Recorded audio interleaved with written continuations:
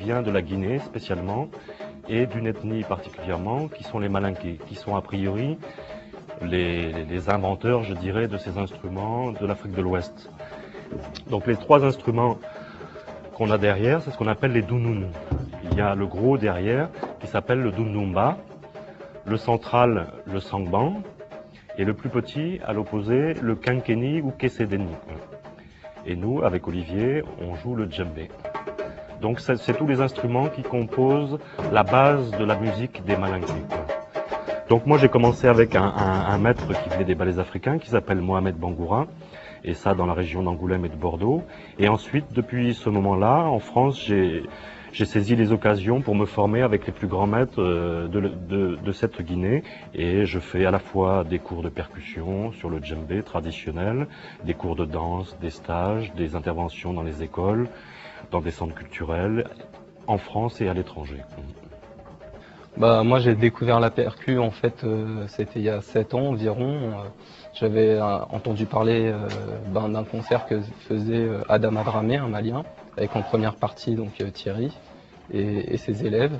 Donc après être allé à ce concert-là, donc j'ai entendu parler des cours qu'il y avait à Villeneuve-la-Garenne, ce qui m'a amené ici la semaine d'après.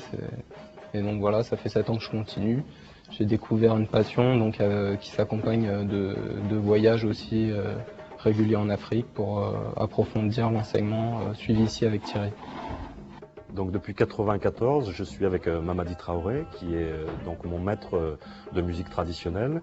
Et j'ai rencontré là-bas un personnage vraiment attachant.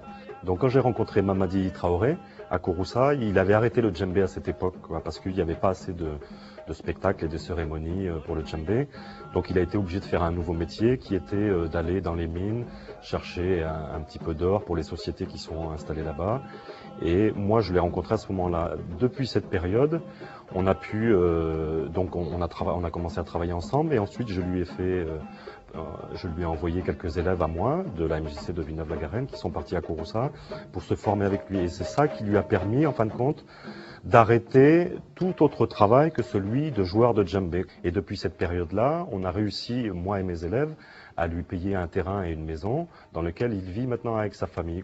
Et donc on est très heureux que maintenant il puisse faire que du djembé et que n'importe quel élève du monde puisse venir le trouver pour faire le travail avec lui sur les rythmes malinké.